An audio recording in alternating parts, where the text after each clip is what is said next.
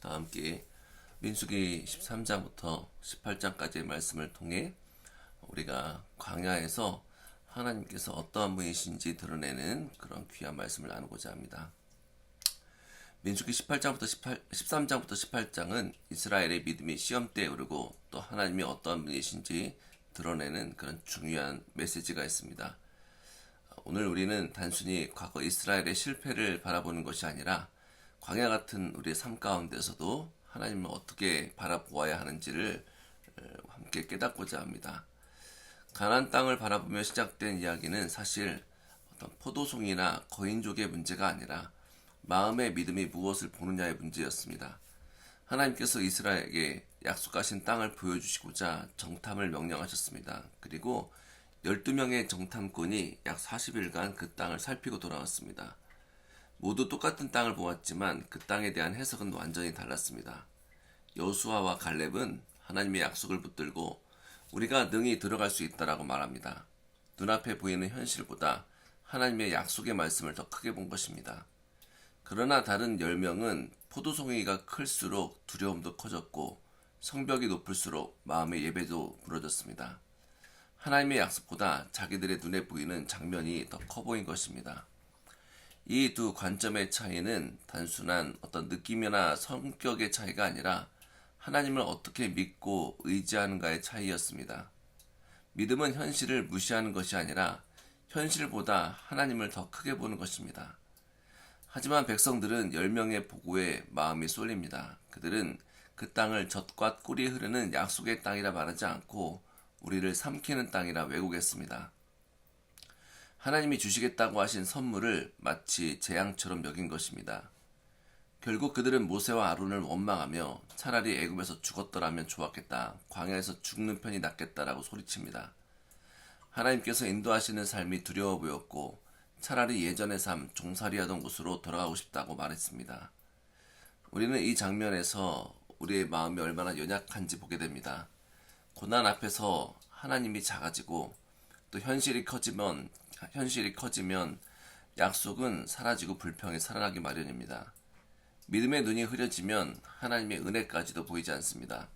그래서 하나님께서는 백성들에게 너희가 말한 대로 내가 너희에게 행하겠다고 하시면서 그들이 스스로 말한 대로 광야에서 생을 마치게 하셨습니다. 믿음 없는 말이 삶의 방향이 되어버린 것입니다.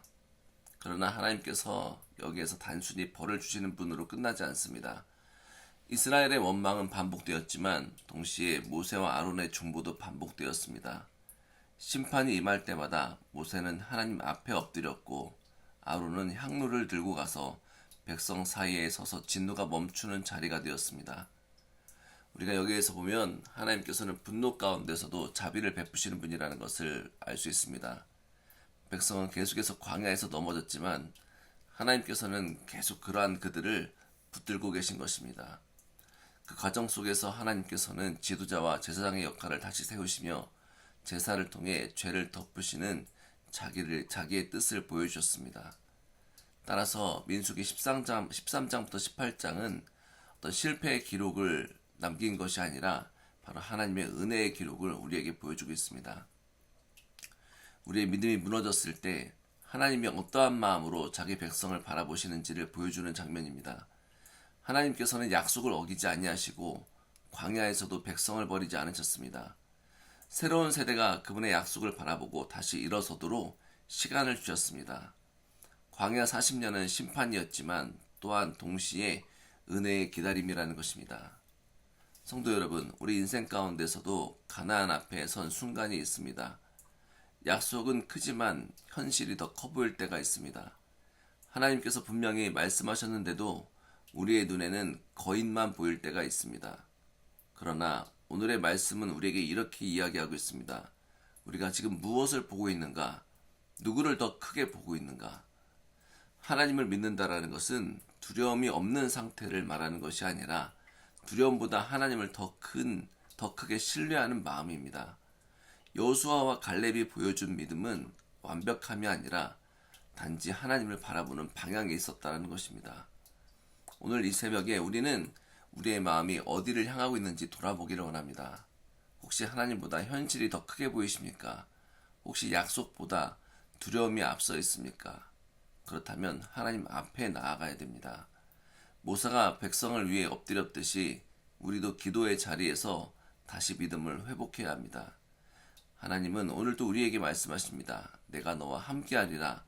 내가 준 약속은 반드시 이루어진다.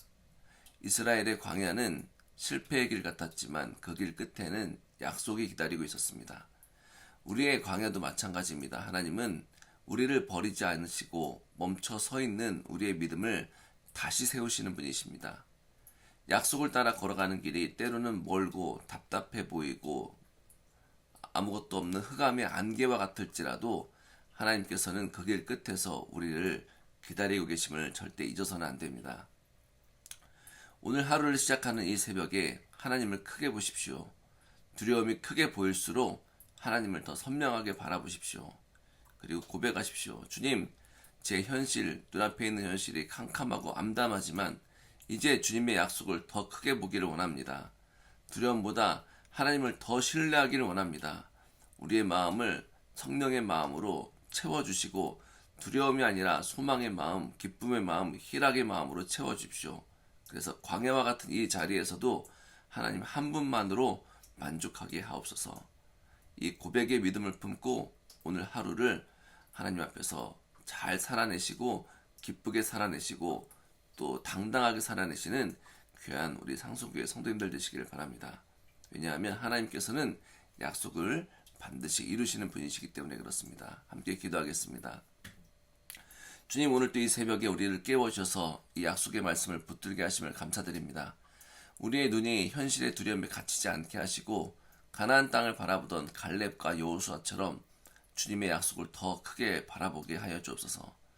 우리의 연약한 마음이 흔들릴 때마다 모세처럼 주님 앞에 엎드러지게 하시고 주님의 은혜 안에서 다시 믿음을 회복하게 하옵소서. 광야 같은 하루 속에서도 주님이 함께 하심을 항상 경험하게 인도하여 주옵시고 주님의 약속, 말씀이 우리의 발걸음을 이끌고 우리 안에 모든 두려움을 다 사라지게 하여 주시고 그리고 우리를 변화시켜 주옵소서. 그래서 이제부터 우리가 걸어가야 될 발걸음은 주님께서 인도하신 발걸음이요, 약속의 발걸음이요, 주의 말씀을 믿고 의지하는 발걸음이요, 그리고 빛의 발걸음으로 뚜벅뚜벅 걸어가는 우리 귀한 상속의 성도님들 될 수 있도록 주님 인도하여 주옵소서. 나라가 혼란하고 어려울 때마다 나라를 이끄시고 이 나라를 번영케 하시고 또 부흥케 하시고 정결케 하시고 거룩케 하신 주님의 이름을 찬양합니다.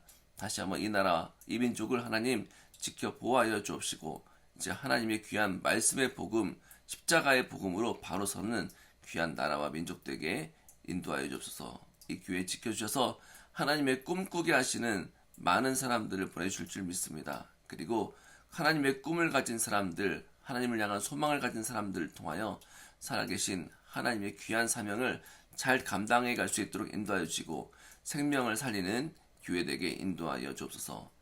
모든 것을 감사드리며 예수 그리스도의 이름으로 간절히 기도드렸습니다. 아멘.